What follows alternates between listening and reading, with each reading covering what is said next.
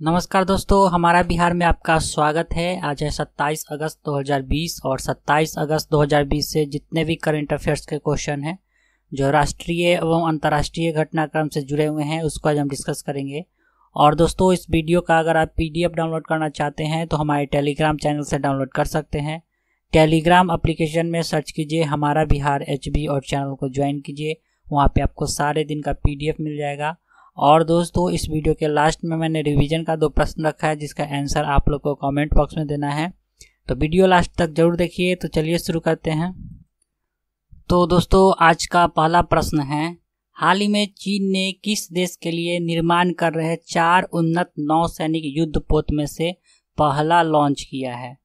तो दोस्तों, यह पाकिस्तान के लिए बना रहा था चीन। बी ऑप्शन इसका सही हो गया। और 4 उन्नत नौसैनिक युद्धपोत बना रहा था जिसमें पहला लॉन्च कर दिया है, तो बी ऑप्शन इसका सही हो गया। पाकिस्तान के लिए बना रहा था। कौन बना रहा था? तो चीन बना रहा था। ठीक है, बनाया है।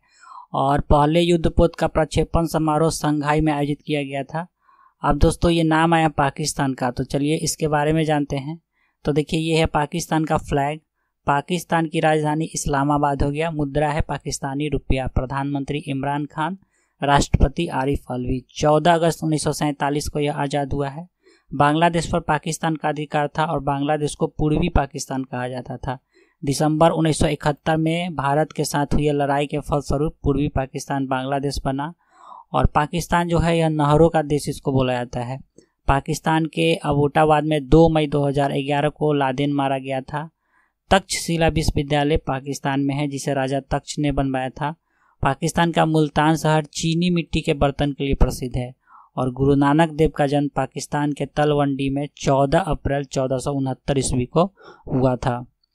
अगला प्रश्न है दोस्तों, किस राज्य के कैबिनेट ने राज्य में राष्ट्रीय शिक्षा नीति 2020 के लिए कार्यान्वयन के लिए एक टास्क फोर्स बनाने का फैसला किया है? तो हिमाचल प्रदेश ने। ठीक है, सी ऑप्शन इसका सही हो गया। हिमाचल प्रदेश के कैबिनेट ने राष्ट्रीय शिक्षा नीति 2020 के कार्यान्वयन के लिए एक टास्क फोर्स बनाने का फैसला किया है। अब दोस्तों, नाम है हिमाचल प्रदेश का, तो चलिए इसके बारे में जानते हैं। तो दोस्तों, ये आ गया भारत का मैप और ये रहा हिमाचल प्रदेश। देखिए, हिमाचल प्रदेश किस किस अदर राज्य से सट रहा है? तो देखिए, लद्दाख है, जम्मू कश्मीर है, पंजाब है, हरियाणा है और उत्तराखंड है। और अगर अंतर्राष्ट्रीय सीमा का बात किया जाए तो यह चाइना से सटा हुआ है। ठीक है, ये क्षेत्र चाइना का है। और दोस्तों, हिमाचल प्रदेश की राजधानी शिमला है। मुख्यमंत्री श्री जयराम ठाकुर है। राज्यपाल है बंडारू दत्तात्रेय। और हिमाचल प्रदेश का सोलन जो है, ये मशरूम उत्पादन के लिए प्रसिद्ध है। शिमला में आलू अनुसंधान केंद्र है। शिमला, कुल्लू, मनाली यहाँ का प्रमुख पर्यटन स्थल है। और पालमपुर टी सिटी है, इसे उत्तर भारत की चाय की राजधानी बोली जाती है। अगला प्रश्न है दोस्तों, हाल ही में किस देश के राष्ट्रपति पास्कल लिसोबा का निधन हो गया है? तो पास्कल लिसोबा जो थे वे कांगो के पूर्व राष्ट्रपति थे। इनका हाल ही में इसी माह में अगस्त में निधन हो गया है, तो ये ऑप्शन इसका सही हो गया। इन्होंने 1992 में अपने देश का पहला बहुदलीय राष्ट्रपति चुनाव जीता था। 1992 से 1997 तक इनका कार्यकाल था, यानी 1992 से 1997 तक ये कांगो गणराज्य के राष्ट्रपति थे। अगला प्रश्न है दोस्तों, इंडियन एनर्जी एक्सचेंज, जिसको IEX शॉर्ट में बोला जाता है, तो इंडियन एनर्जी एक्सचेंज के निदेशक मंडल ने अपने किस प्रबंधक निदेशक और CEO का इस्तीफा स्वीकार किया है? कहने का मतलब हुआ कि इंडियन एनर्जी एक्सचेंज के वर्तमान में कौन से CEO और MD थे जिन्होंने इस्तीफा दे दिया है? तो उनका नाम है राजीव श्रीवास्तव। बी ऑप्शन इसका सही हो गया। आप इमेज में देख सकते हैं, यही है राजीव श्रीवास्तव। और राजीव श्रीवास्तव के जगह पे सत्यनारायण गोयल को CEO और MD नियुक्त किया गया है इंडियन एनर्जी एक्सचेंज का। अगला प्रश्न है दोस्तों, हाल ही में भारत के किस राज्य को अधिनियम 1958 के तहत 28 अगस्त 2020 से प्रभावी 6 महीने के लिए आसान क्षेत्र घोषित किया गया है? तो दोस्तों, असम को आसान क्षेत्र घोषित कर दिया गया है। ये ऑप्शन इसका सही हो गया। पिछले 6 महीने के दौरान आतंकवादियों द्वारा सुरक्षा बलों पर हमले और अवैध हथियारों की बरामदी के कारण यह निर्णय लिया गया है, यानी असम को अब आसान क्षेत्र घोषित कर दिया गया अगले 6 महीने के लिए। अगला प्रश्न है दोस्तों, जम्मू कश्मीर और के कृषि विभाग ने जीआई टैग वाले किस उत्पाद के व्यापार को बढ़ावा देने के लिए एक ई नीलामी पोर्टल लॉन्च किया है? तो दोस्तों केसर को बढ़ावा देने के लिए, ठीक है, केसर के व्यापार को बढ़ावा देने के लिए ई नीलामी पोर्टल लॉन्च किया गया है। ये ऑप्शन इसका सही हो गया।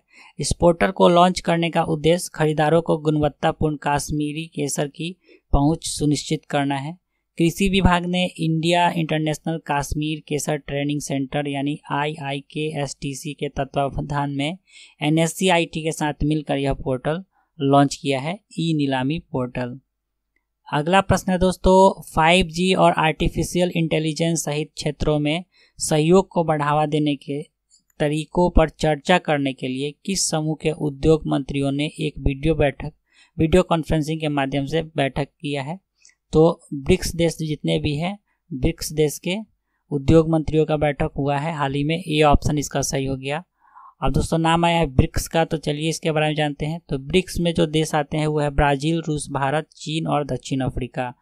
और इसकी स्थापना 2009 में हुई थी। इसके 5 सदस्य देश हैं और मूलतः 2010 में दक्षिण अफ्रीका में इसमें शामिल किया गया है। और पहले अगर दक्षिण अफ्रीका शामिल नहीं था तो पहले इसका नाम ब्रिक था, और जब दक्षिण अफ्रीका शामिल हो गया तो एस जोड़ दिया गया तो ब्रिक्स हो गया, ठीक है।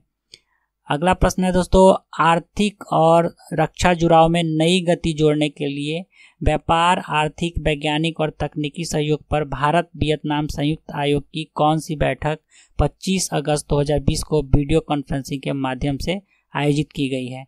तो ये भारत वियतनाम की 17वीं बैठक थी, ठीक है। बी ऑप्शन इसका सही हो गया। और इसकी अध्यक्षता विदेश मंत्री एस जयशंकर और वियतनाम के विदेश मंत्री फाम बिन मिन ने किया है, ठीक है। अगला प्रश्न है दोस्तों, हाल ही में WHO ने किस महाद्वीप को पोलियो मुक्त घोषित किया है? तो अफ्रीका महाद्वीप को WHO ने पोलियो मुक्त घोषित कर दिया है। बी ऑप्शन इसका सही हो गया। पोलियो वायरस अब वायरस की सूची में चेचक में शामिल हो गया है, जिसे अफ्रीका में मिटा दिया गया है। पिछले 4 वर्षों में इस महामारी पर कोई भी मामला सामने नहीं आया है। इसकी घोषणा WHO के अफ्रीका के क्षेत्रीय निदेशक डॉक्टर मत्स्य दिशो माइटी ने किया है। अगला प्रश्न है दोस्तों, महिला मताधिकार आंदोलन की कड़ी मेहनत से मिली जीत का सम्मान करने के लिए हर साल 26 अगस्त को किस दिवस के रूप में मनाया जाता है? तो महिला समानता दिवस के रूप में मनाया जाता है 26 अगस्त को प्रत्येक साल। ए ऑप्शन इसका सही हो गया। यह दिवस संयुक्त राष्ट्र अमेरिका ने में 1920 के दशक में अपनाए जा रहे 19वें संशोधन को याद करता है, जो संघीय सरकार और राज्य के लोगों को उनके लिंग के आधार पर मत देने का अधिकार से रोकता है। अगला प्रश्न है दोस्तों, किसने IPL T20 के आगामी सत्र के लिए 3 IPL team Mumbai Indians, Kolkata night Riders और रॉयल चैलेंजर बेंगलुरु के साथ भागीदारी की है? तो एस्ट्रल पाइप, ठीक है। ये ऑप्शन इसका सही हो गया। और 2020 IPL T20 का मेजबानी कौन कर रहा है? तो दुबई कर रहा है। अगला प्रश्न है दोस्तों, किस शहर का 21 वर्षीय लड़का नीलकांत भानुप्रकाश ने विश्व का सबसे तेज मानव कैलकुलेटर का खिताब जीता है?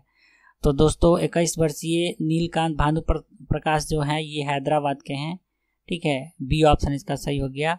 और विश्व के सबसे तेज मानव कैलकुलेटर का खिताब इन्होंने जीता है।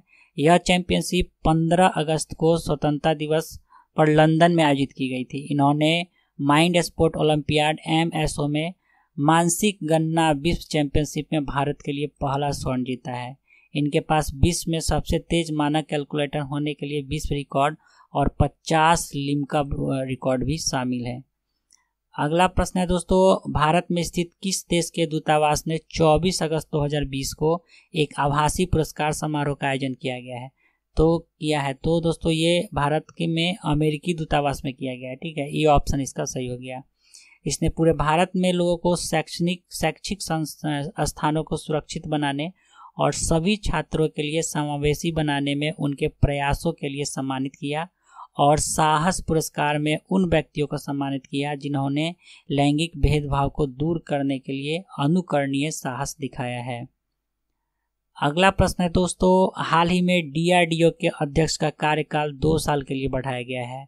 तो वर्तमान में DRDO के अध्यक्ष कौन है? ठीक है, तो जी सतीश रेड्डी, बी ऑप्शन इसका सही हो गया। इमेज में देख सकते हैं यही है जी सतीश रेड्डी जी, और इनका कार्यकाल 2 वर्षों के लिए बढ़ा दिया गया है।